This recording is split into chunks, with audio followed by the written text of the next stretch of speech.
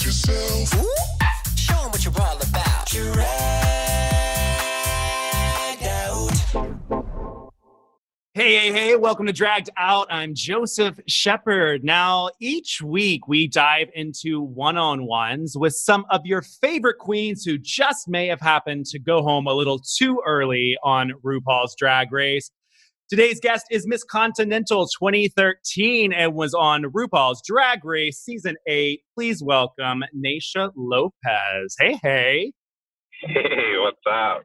I've been noticing on your Instagram, all these pictures that you've been putting up, like thirst trap galore. Like, if anybody wants like a good show, you need to go to Naysha Lopez's Instagram and just look, because Jesus, you've been bulking up. Yeah, so what it is I'm actually getting ready for Mr. Continental. Yeah, I've decided that I want to be the first person to ever win a national title for both male and female. So it's never been done before. It's never happened at any national level. So I am working my butt off to make that happen. So you said, Mr. Continental, and you won Miss Continental in 2013. What is the biggest difference between Mr. Continental and Miss Continental? There isn't really a huge difference, with the exception of, the pageantry, the glamour that comes around, that comes along with Miss. Mr., like evening wear and swimsuit is all a little bit more subdued. It's not as glam and crazy and stones and this and that. But I have to say that the preparation body-wise is a little tougher for Mr. because for so long I avoided lifting weights and putting on any muscle just because of my drag aesthetic. So that's been challenging. But for the most part, it's pretty much the same because, for Miss, I had to, I wanted to slim down, and so you diet and do exercise. But this is just like on another level. When you have to go through Mr. Continental, is it supposed to be more masculine involved? Like, you're not supposed to have any aesthetic of drag in it? That's kind of like my platform.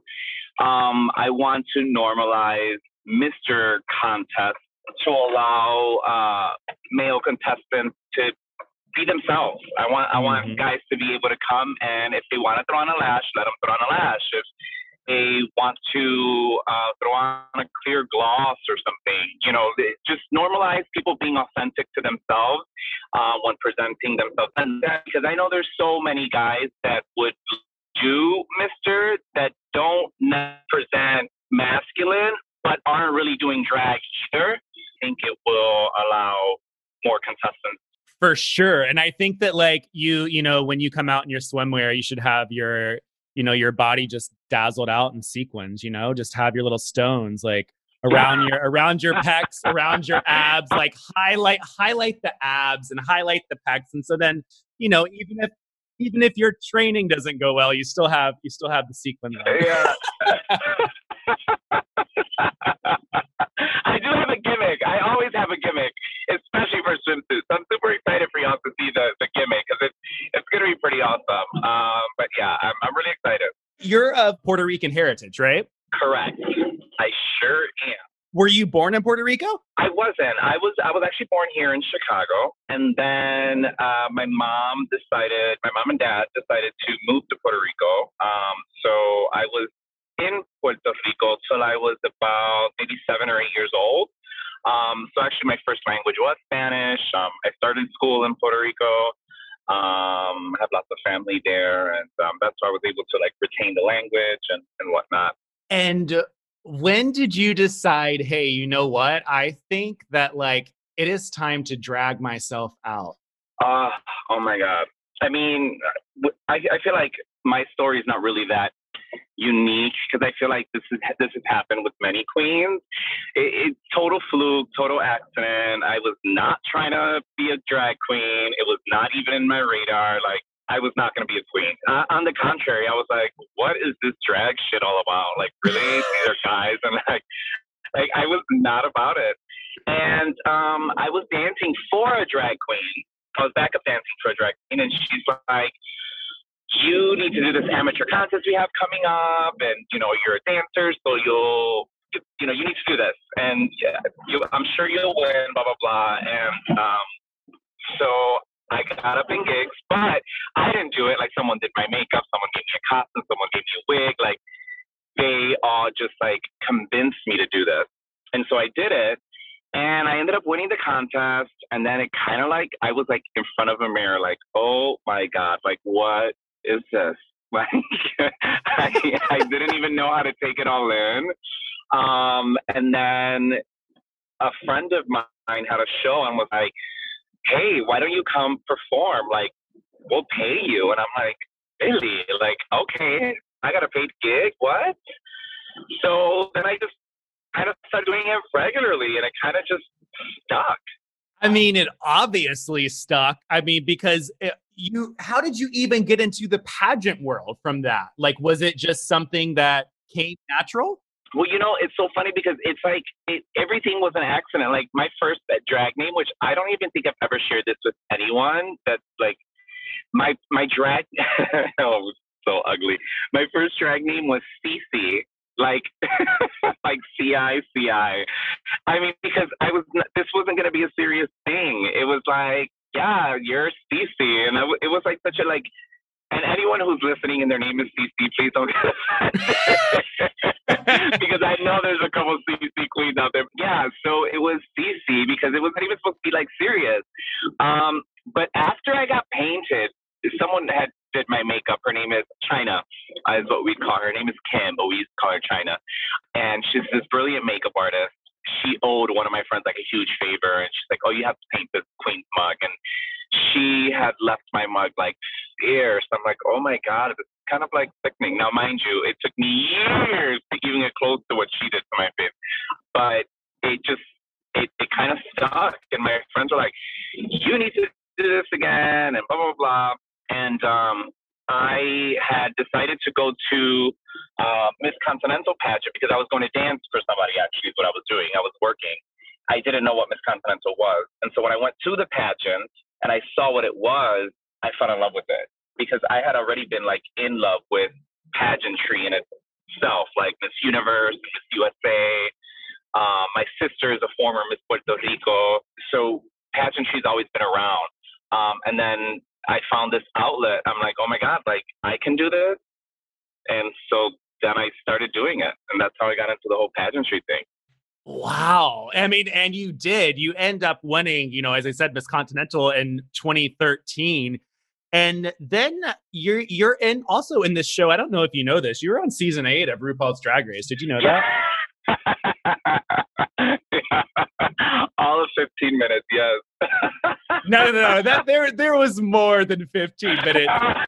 There have been a lot of articles and stuff coming out recently about like the heavy price of, Drag Race and how is it becoming like, as each season comes on, the standard kind of goes higher, the outfits go higher.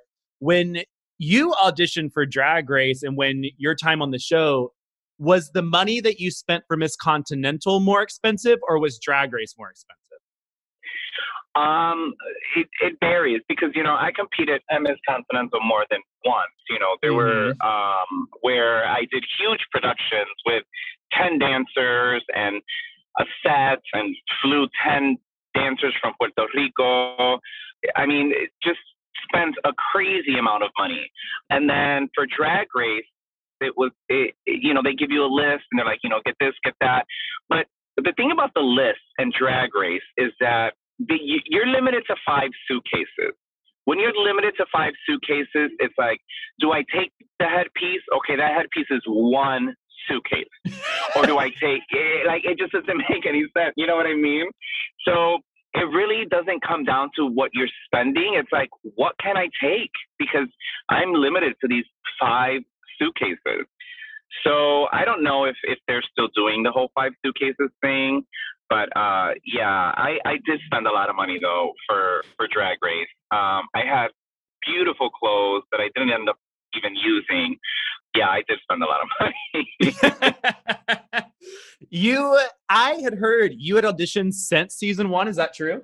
Okay, so I did an audition every season. I auditioned season 1. So I auditioned season 1, and then you're gonna get like some good dirt right now because I haven't told this to anyone, but I auditioned for season 1, and whatever. I actually there were going to be, I think it was 12 girls, and then the 12 girls got cut to 8. I made the 12 girls, but then they cut it to 8, and I didn't make the 8. So that was that. We ended up getting like this little card in the mail, and like with a little explanation and signed like by RuPaul and whatnot. And so we got that. Then I had auditioned again, and when I had auditioned, I got on, and I called someone who had previously been on, and I believe this was like season 3 or 4. I think it was 4 actually. So I had called this person who had been on and said, hey, there's this like psychiatric evaluation. What is this about? Blah, blah, blah, blah. And they're like, oh, they kind of explained it to me. I'm like, okay, cool. So this person knew that I was going through this audition process and that I was going to be on. And this person created a fake email account pretending to be me and started to solicit the sponsors of the show, asking for a breastplate, asking for costumes, asking for wigs, saying I'm going to be on the show. Can you send me some wigs? Can you send me a breastplate? One of the first things in the contract, it says that you cannot solicit to anyone for any products and blah, blah, blah. You're not supposed to say you're going to be on the show, da, da, da, da. And it's immediate, I don't want to say disqualification, but, like you're taken off the roster, I guess, immediately. And so you know this rule, like it's the main rule. It's like on there in the contract. So I got a phone call from the producers of the show, and they were like, hey, who have you told that you're on the show? And I'm like, nobody. And they're like, well, we just got some emails forwarded to us from our sponsors that you're soliciting products. You're asking for this and that and blah, blah, blah. And I'm like, what? I'm like, I'm not asking for anything. They're like, well, unfortunately, at this point, we're just not going to have you on anymore. You weren't supposed to tell anyone this is breach of contract. And so they told me they were not going to have me. And they're like, and then we're going to have someone from our legal team give you a call so you can explain exactly what happened and blah, blah, blah. And I'm just like, I was like destroyed. I was so destroyed. I'm like, I cannot believe that this just happened. So they called me and they're like, hey, is this your email? I'm like, that's not me. I never sent those emails and blah, blah, blah, but they had already made their decision. They had moved on. So I got a call after production, and they had told me that the IP address to the email that they had been contacting me the whole time was different from the other one that was soliciting all these products and stuff. And so that they did believe that it wasn't me, and that if I was interested in auditioning in a future season, that I would be welcome to do so. And so then after that, I was so bitter about it. I'm like I can't believe this happened to me. Like I don't even want to audition ever again. So I didn't audition again, and I left it alone. And then I won Miss Continental. And then RuPaul's Drag Race called me, and they were like, so hey, did you want to audition? They're like, what's your tea? Like, what do you want to do? You're Miss Continental, blah, blah, blah. And I'm like, listen, I'm Miss Continental. I have to finish my reign. I can't just leave to be on Drag Race, even though it's an amazing opportunity. But mind you, this time I'm kind of living and feeling my oaths and like, oh yeah, now y'all motherfuckers calling me, knowing damn well that I told you from the beginning that it wasn't me, and now y'all calling me because I'm Miss Continental. That's why. But I was like, I just can't. If anything, maybe next year I'll audition or whatever. But right now I'm Miss Continental and I can't. And I had worked way too hard as Miss Continental to win, to then have a shitty reign and leave. I have a short reign and go film and then come back. And so I wasn't ready to do that for something that I worked so hard for. And then the following year, they gave me a call again, and they're like, hey, do you want to get a tape together? Let us know. And I'm like, sure. And I didn't put all that much effort into it because I kind of felt like they just really wanted me to send something, but they were going to invite me. Yeah. And And so I just did kind of the basics, what the requirements were. And then they're like, okay, so you're on, here's the list, and let's get you ready, and blah, blah, blah. I'm like, that's my story on how I got on Drag Race. That is so insane to me. I'm so surprised that you even decided to do that after that. You probably had RuPaul in the back on like an ancient computer trying to check IP addresses. Probably like, ta-ta. Like, that is crazy to me. Isn't like, it? do you think, like, looking at those seasons, like season 1 and then this other season that you were supposed to be on, do you think that you would have done better or fared better in those seasons if you had actually been on? I'm kind of glad that everything just happened the way it happened. Yeah, I'm not mad at the way things happen. I'm okay with what season I got on. I don't know. I think I probably would have done a lot better at an earlier season because I feel like the expectations were a lot less. And there were people that were just share my same drag aesthetic that got away with a whole lot and doing a whole lot less, and made it further because they did rely on their beauty and body and all of that kind of stuff. So yeah, I think I probably would have done much better if I was on a different season. By my season, it was like, if your personality isn't over the top, if you're not a fucking comedian, if you're not, you know what I mean? Like, it was like, It was just different, you know? Season 7 was such a look season. You had Fame, you have Violet, that they were like, okay, we're over the fashion, we're over the beauty. Like, we need personality and we need a funny bitch and we need some good content, you know? And so for me, it was like the wrong season because it was like, after a season of beauties, bitch, I was in shit compared to what had just happened. You know what I mean? You were like, that was my season. I should have been like, like, that's the look season. That's where it counted. You said that this said person in either season 3 or season 4 fucked you over. Did you ever confront them about it? It's funny because, you know, I had an idea.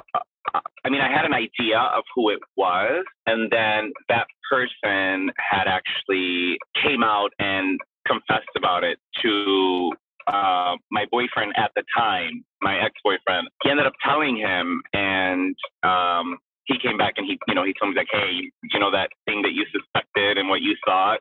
He's like, you're right. He actually told me about it. And I'm like, oh, okay. So yeah, so I know who it was, and I look at where I am in life and I look at where he is in life, and I am perfectly fine with everything that has happened. You're like, I, Miss Continental, I'm now about to be Mr. Continental. Fuck it. I'm just like, fuck that. Yeah, and you end up on the show. You walk through the door, the beauty, the grace, you had everything there. Did you know any of those queens before you walked into the workroom? I knew Kim Chi. I knew Cynthia. So Cynthia and I had competed at Continental before, and so we knew each other from the pageant circuit. And I think that was it. And then Kim, because Kim is from Chicago, and Kim, it was so funny because I had a show here at a club here in Chicago, and I was leaving on Tuesday, and it was Sunday, and I was like at an after hours, and Kim was at the after hours, and I'm like, I'm leaving Tuesday, and if she is on, then she should be leaving sometime this week as well. So I remember going up to her at the party, and I'm like, hey, at the after hours, I'm like, hey, girl, I'm like, hey, can I book you next week? And she's like, oh, I'm already booked next week. I'm like, oh, okay, well, what about the following week? Oh, I'm in Michigan. Well, what about the following? She's like, I'm not sure when I'm going to be back from Michigan. I'm like, bitch, you are trying it. I'll see you next week at Drag Race, girl. But yeah, so I kind of had that idea that Kim was going to be on, so that was no surprise. Her and Cynthia were the only ones that I knew. Oh, and Derek. I had met Derek before. Yeah, I think everybody see Derek at some point. Yeah, just trying to live that Britney fantasy still. Yeah. You literally got onto our TV screens, and one of the first things that you said, I'm still shooketh by it, was that you were talking about having sex and drag on like your first date. Oh my God, yeah. One, one, what made you say that on TV? And two, what is sex like in drag? Oh my God. Okay, well, they brought it up because Chi Chi actually was talking about her relationship. Chi Chi, may she rest in peace. I love her to death.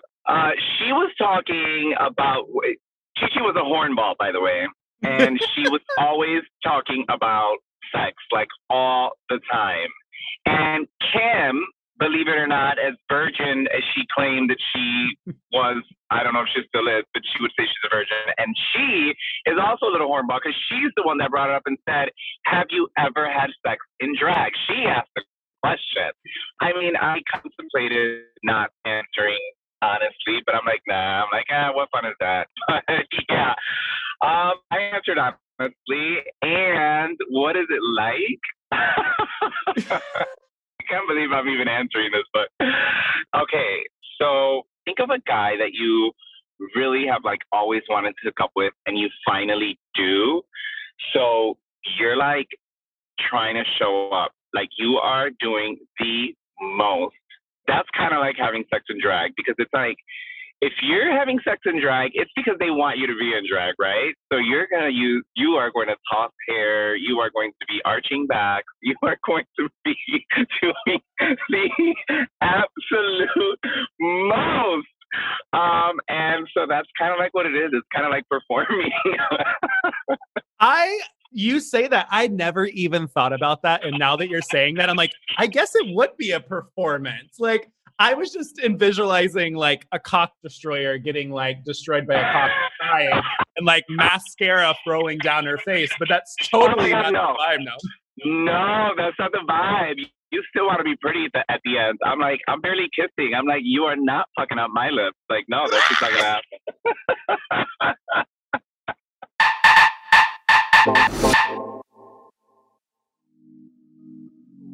Reviews, they are everything, whether it be a podcast review, food review, any time that you can read what another person's experience is, you kind of feel like, hey, you know what? Like, I understand where you're coming from. It can help you make some of the biggest decisions that you have to make in your life. And when it comes to finding healthcare, ratings matter even more. And that's where ZocDoc comes in. ZocDoc is an app where you can compare doctors by their ratings and read reviews from real patients, so you can find and book highly rated local doctors. It has been so eye-opening just to be able to see where I'm going to go before I actually go there, because I normally have always dreaded going to the doctor before I ended up using ZocDoc.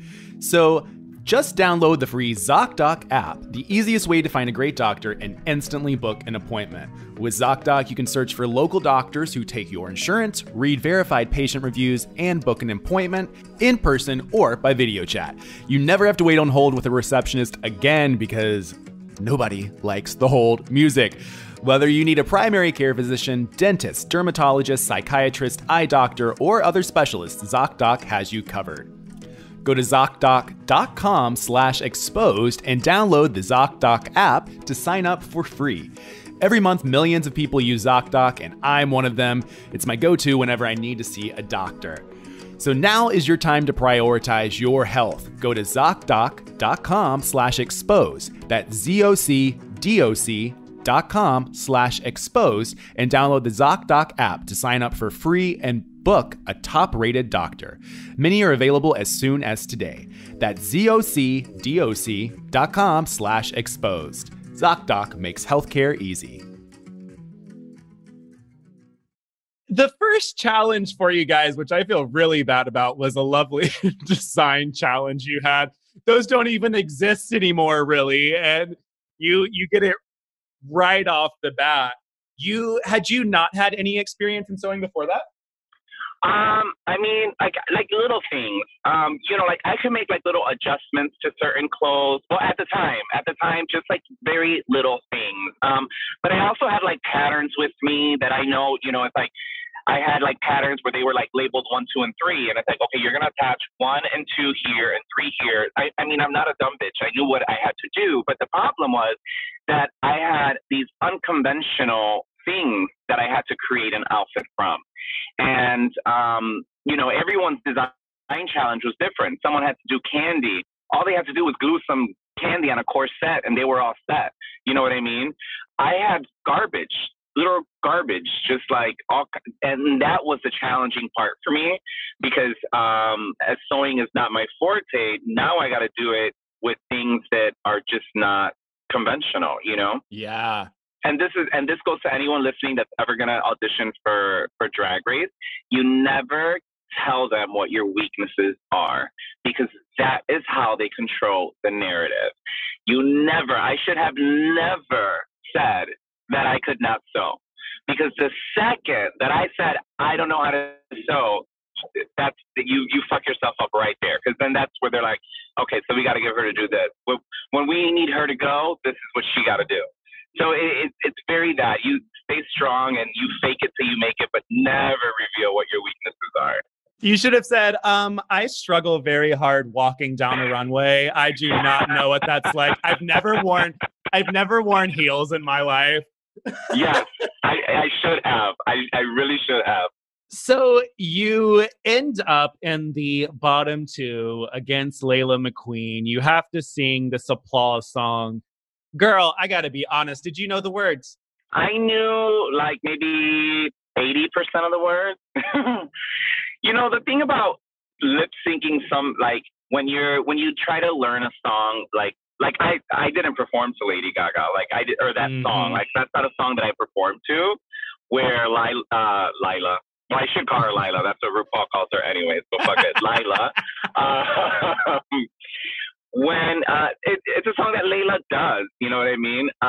But when you're trying to learn a song, it's easier when the words like make sense, or like it says like he broke my heart. When you know that if he broke something, it's going to be your heart. You know that's the next word, kind of thing. You know what I mean? Like it's just the applause makes no fucking sense. It makes no sense. I'm like, oh, why am I not getting this? And I'm like, well, because it fucking doesn't make any sense. I don't even know what these words mean. So that was the challenge with that. Not to mention, I was just like, I don't even think do I really think I'm going to be in the bottom? And everyone's like, oh, girl, you're not going to be in the bottom. They're never going to send the prettiest one home first. That's never going to happen. And in my head, I just kept saying, that's exactly what's going to happen because no one's going to expect it. So yeah, that's exactly what's going to happen. And sure enough, yeah, that's what happened. And sure enough, it did. And then you go home. The second episode ends up happening. There is a tragic lip sync between Dax and Layla. And all of a sudden, Rue has to make a little phone call. And you get brought back. But the thing is that when I was talking to Layla said that you had already gone home. I went home. I actually got home. My mom was waiting at the door with like 4 bottles of wine, getting ready to get lit with me and just talk about this horrible experience that I just had. And they called me and were like, hey, would you be open to coming back? And I'm like, wait, what? I'm like, I literally just like walked in my door. And they're like, would you be interested in coming back? And I'm like, looking at my mom, like, and she's like, well, yeah, go. And I'm like, yeah, I mean, I'm not even unpacked. Yeah, I'll go, you know? And she explained to me, she goes, Rue, well, first off, when I got eliminated, it wasn't like, no one was looking at Layla like, Layla, oh my God, I'm going to keep calling her Layla. It's not like everyone was looking at Layla like, oh, it's a victory for Layla. It was like, what just happened right now? Like, how is Naysha going home right now? Like, this is just, the whole tone in the room was super sad. Everyone was like heartbroken by it. I was heartbroken by it. And I think everyone felt how much I wanted it and that I didn't want to go home and whatnot. And it really did have an effect, I think, on everyone on production. And then to see these 2 drag queens give not mediocre, but poor, horrible, horrendous lip sync. Like, we just sent this talented queen home to leave you 2 bitches here? Seriously? Like, this is what you guys are serving right now? Like, and I think that Rue was just upset. She was like really pissed. And she told me, she's like, hey, Rue, she kind of threw us for a loop. She wants to bring you back. She's just disappointed with the lip sync that just happened. And I'm like, well, who lip synced? And she's like, well, you'll find that out when you get here. But she was just really disappointed and she wants to bring you back. And I'm like, oh, okay, yeah, I will come back. And the very next day, I was back. They flew me back. That is insane that you actually were still not in that hotel and you were actually home. That's a pretty damn big deal. Well, yeah. Well, I will tell you this. I didn't go home. Like, it wasn't like I got eliminated and then I went home. I got eliminated and it was torture because they decided that during production, we were going to film the promo. So I had to film the entire promo, been having I had already been eliminated. So I had to do not only the promo, but meet the queens. I had everything. I had to do everything. And I had just been eliminated the day before. So it was horrible. And then they don't want me to talk to anyone. So then the tone on set is, Naysha's bitter. Girl, and then Acid Betty is like, I caught Acid Betty talking shit like, oh, she's bitter. She's pissed. And I'm like, I had to come around the corner. I'm like, girl, no one's bitter. They told me not to talk to you motherfuckers. Like, I can't talk to you guys. They didn't want us to talk to each other because, they want everything to be done on camera and all this crap and blah, blah, blah. But it wasn't bitterness. It was just I couldn't talk to anyone and they weren't allowed to talk to me. And it was kind of crazy having to do all that.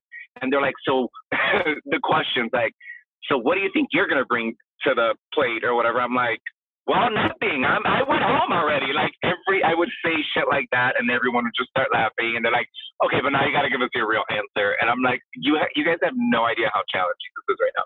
So yeah, so I did all that. I think I'm going to have to go and watch these new All-Star 6 promos and see who seems the most angry. Yes, absolutely. Because you know what? They just filmed theirs like maybe 2 weeks ago or something like that, 3 weeks ago, when everything had already been done. So yeah, take a look and see who's pissed and who's real happy and who's just doing great. So you come back to the show, and another thing that Layla said, which you can either confirm or deny. Oh, God. She said that she had to stay in the hotel room after the elimination because I guess that she said that she was eliminated on like a Tuesday and they were filming confessionals or whatever on Saturday. And she said that I guess when she was about to leave, that there was like a knock on her door and it was like all the queens and she had no idea that you were back. And so she saw you for the first time in that group of people. But she said that you had asked her for a pair of heels that you wanted for your Madonna runway and she ignored you and basically did not give them to you because she was like, fuck you. Absolutely. So I came back.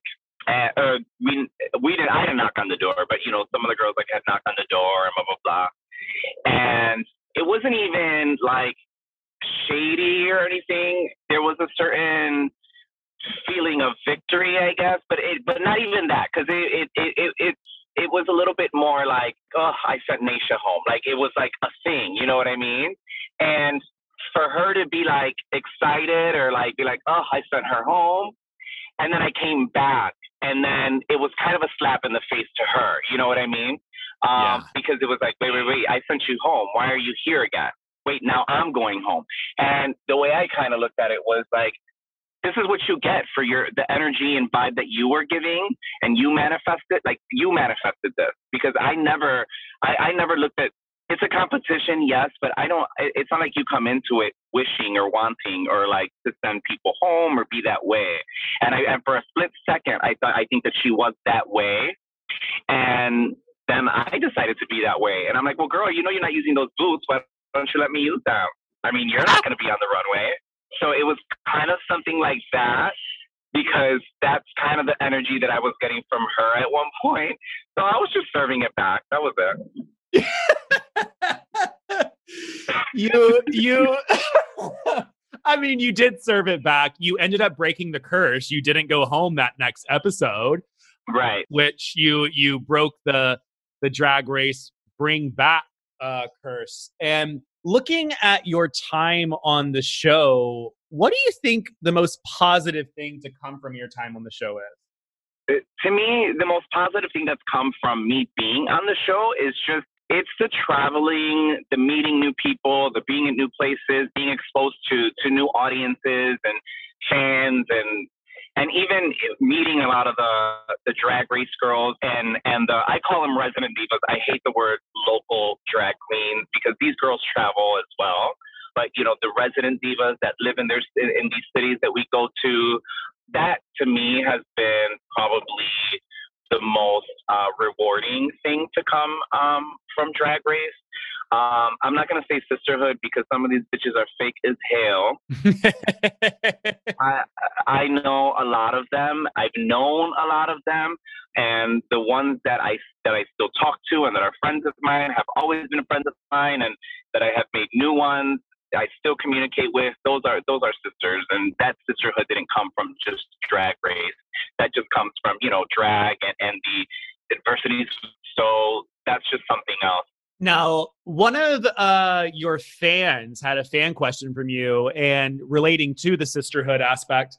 They wanted to know, compared to Drag Race, this is from El Palito. He wants to know, compared to Drag Race, what's the sisterhood like in the pageant game?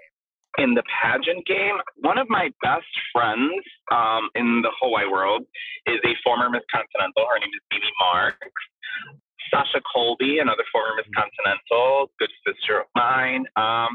Like we really do, I feel like, have like a strong bond. We see each other at preliminaries. We see each other at nationals every year. And I think there's a little bit more authentic friendships, like real sisterhood, where Drag Race girls, some of them, they're just as bad as the fans, where they talk to the girls that make the top 5, that stay with the 3. I can tell you a story really quick. When I was from my season, there's a club here that I actually work at now, that I host their Drag Race viewing party. So shout out to Roscoe. They had an event and they were going to do like top 8 or something like that. And there were a couple of girls on the cast that were like, no, we need to have the full cast here. We can't do top 8. And there were 2 girls that flew in, Dax and Layla, and they decided not to invite me. And that comes to show that the sisterhood can be really, really, really fake. But now I'll tell you this. I showed up. I didn't need the fucking invitation. I showed up because it was a couple of girls. The rest of the cast didn't know what was going on. They didn't know that they didn't invite, Layla, and that they didn't invite Dax. They had no idea, So I showed up and they were like, oh my God, hey. And, it wasn't, whatever. It was what it was. But it just shows that they fall into that toxic fandom that we have, that if you go home first, or if you don't make the 5, that it makes you less of an entertainer or less talented, or you're not a part of an in crowd, or you're just not a part of the sisterhood. Because some of these girls, they do play into that. They really do. So the sisterhood with Continental, I feel like we're a little bit more real, even when we don't like each other. But Drag Race, there's a little bit of fakeness there and a little toxicity. That's the way it compares. I have to say that to this day, being Miss Continental has been one of my most rewarding accomplishments, and I'm so proud of it. It's one of my proudest moments, even more so than Drag Race, where you have somebody just picking you to be on a show. You know what I mean? Like they picked you. You know what I mean? So it's kind of luck of the draw almost. You had said in a post, and you kind of went on a little bit about Drag Race and girls and kind of being your true authentic self. You said, just a little rant, if you see RuPaul's Drag Race girls not wearing titties, it doesn't mean that you shouldn't wear titties. Just because they're wearing wigs by Vanity doesn't mean you should. If they're doing pastels, you don't have to do pastels. And you said, stop trying to be like her, be you. This was the most when I saw that, it was so eye-opening to me, because I started thinking about anytime anybody is in any type of competition. It doesn't have to be drag. It could be sports. It could be whatever. And when you see somebody else who is a competition, the first thing in your head is, if they're my competition and they're doing this, then I should do this as well. But at the end of the day, you're not experienced in that. You may not look great in that. You may, just because they're doing it doesn't mean you have to do it. And I think when I Right. saw that, it was so like eye opening, and it really did shine a light. I was like, you just got to be your authentic self. Totally. And the thing about it is with Drag Race right now, it's kind of like losing that authenticity with the queen, because there's the queen that wants to be Violet. There's the queen that wants to be like Bianca or wants to be like Aquaria. And then we're not getting that authentic self. We don't know who these girls really are. Yeah, I think it's really important to like really try and be yourself and not do. I mean, I get it. Drag Race is really, really inspiring people to do drag, and it's become this phenomenon, and everyone is trying to like replicate what they see, and they're just losing themselves, or they don't know who they are. You know what I mean? Yeah. And you had said, Drag Race has kind of changed drag culture. What was drag culture like for you in the scene before your time on and before kind of the Drag Race phenomenon happened to now? Like, is there a humongous difference between drag culture and the drag scene? Yeah, I think right now that Drag Race is like it's kind of like the standard. Like everyone is really paying attention to what the it girls or what these girls on Drag Race are doing, and then they're developing their drag based on that, when it shouldn't be that. The drag queens, we're the trendsetters. We're the ones that decide to go against the grain and be our true authentic selves. And then everybody else plays off of that. People are forgetting that that's the whole point. The point of drag was, to color outside the lines and to just be ourselves and be different, and that be okay. But now it's like, oh my God, they all have pastel wigs on. I need to get a pastel wig now. And it's like, I can literally come up with a box with a pastel finger wave wig, a corset, some fishnet, some see-through gloves with rhinestones, a 301 lash, and that's half the fucking girls in like WeHo or half the girls in Boys Town here in Chicago. And they all have those things. And it's like, girl, where is the authenticity? Like, really? Don't forget the Diego Montoya there too. Yeah. But yes, I think they're forgetting the whole point of the drag and why we do this. But yeah. Yeah.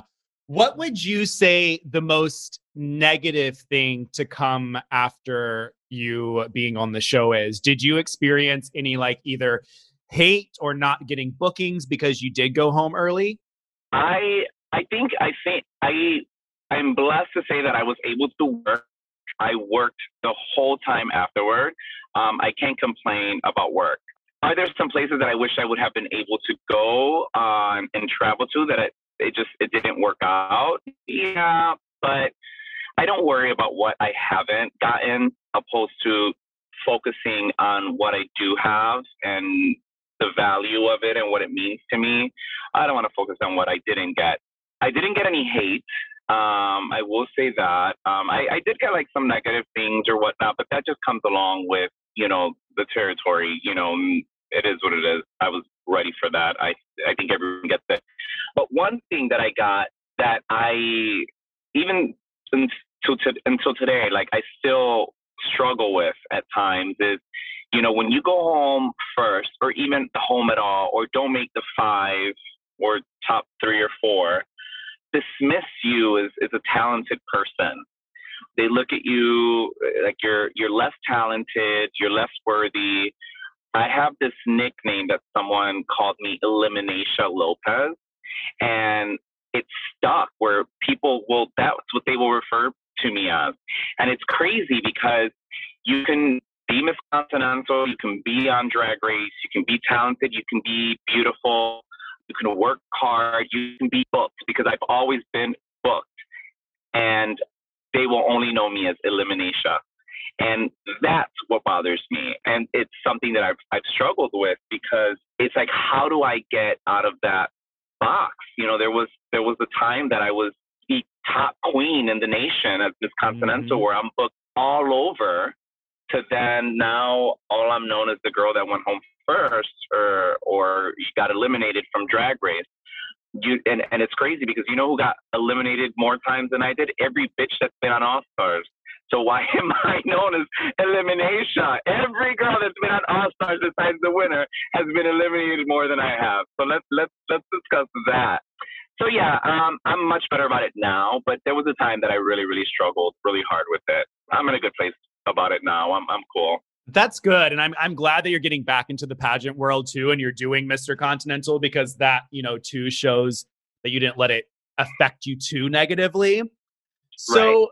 Since this is an exposed podcast, I would like for you to expose one thing that happened that was not shown on camera. It could be something that was funny, something that was serious, something that just happened and you were like, oh my goodness, or just something that happened that the viewers may not have seen at home.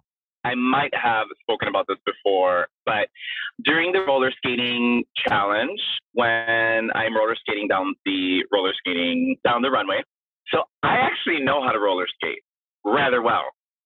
And we had a stunt guy there on set who was just kind of guiding us and, you know, showing us like, hey, you can do this, you do that, blah, blah, blah.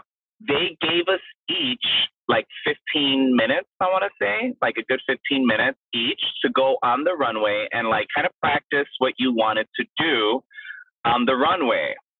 So being that I know how to roller skate, I was like, let me like try a couple things and see if I can pull this off, you know, so I can do something a little extra. So I try to do something and I fall. No big deal. I fall, I get up, whatever. The stunt guy comes and he like helps me up, whatever. We do the runway, and I'm sure people know this by now, but we actually do the runway 2 times. You know, you do it twice. You do it one with music, and you do it one while the judges are giving their critique, like doing all those little like, not critiques, you know, those little stupid sayings that they say. So I did my 2, and I did my 2 like fierce. And it just so happens that while we were rehearsing those 15 minutes, they were recording the whole time. So if you watch my runway, what they used was when I was rehearsing, not when I did my runway. So they actually show me falling, and that was not my runway. Yeah. Shooketh. I am shooketh.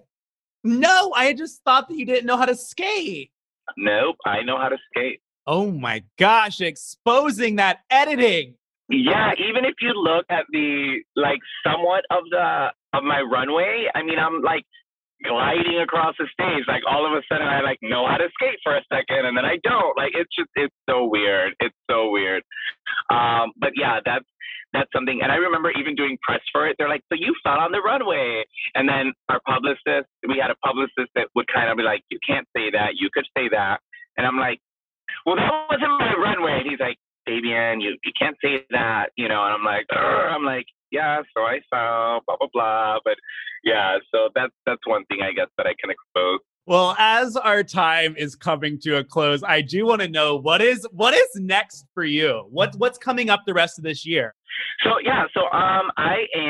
I just started at Roscoe's not too long ago. So I'm really excited to be working with Roscoe's now. We're doing the viewing parties. We were just talking, getting the lineup together to bring all the All-Star girls, kind of getting things back to normal at Roscoe's. So I'm doing the viewing party there. And then, like I said, I'm getting ready for Mr. Continental. I'm training and rehearsing. I'm actually in LA next week because my dancers are coming from LA. So I'm rehearsing in LA. But drag overall, someone just asked me the other day, like, oh my God, would you do Austin? I'm like, no, totally. This is what's going to happen. What's going to happen is I'm going to win Mr. Continental. then Drag Race is going to go crazy at the fact that I won this male pageant. They're going to fucking call me and be like, hey, do you want to be on All Stars? So I'm going to call Cameron Michaels. So we're going to be like these two muscle queens. And then we're going to go into it like if we knew each other and we're dating. And then we're going to start this whole thing. It's like, oh my God, everybody against Naysha and Cameron because we're dating and we're the muscle queens. I'm just going to come up with this whole game and whole story for All Stars. That's the plan. I got to call Cameron and tell her all this, by the way. I actually approve that a lot. Like, I think that'd be pretty cool. Like, to come in with a whole storyline before you're ready to go. Just ready for it. I'm like, now try to break this narrative. Just try. And you should record all of the steps before. So then you're calling the first time you call Cameron, and then you make a whole vlog about it after you were on. Like, it was all yes. Absolutely. When is the Mr. Continental pageant? How much longer do you have to prep? I have June, July, and August. It's September, Labor Day weekend. Labor Day weekend is the awesome. contest. So I have June, July, and August to finish getting ready. So it's getting there. I'm excited. Oh, well, Naysha, where are you on these socials? Twitter is at Naysha Lopez, just my name, Nayshalopez.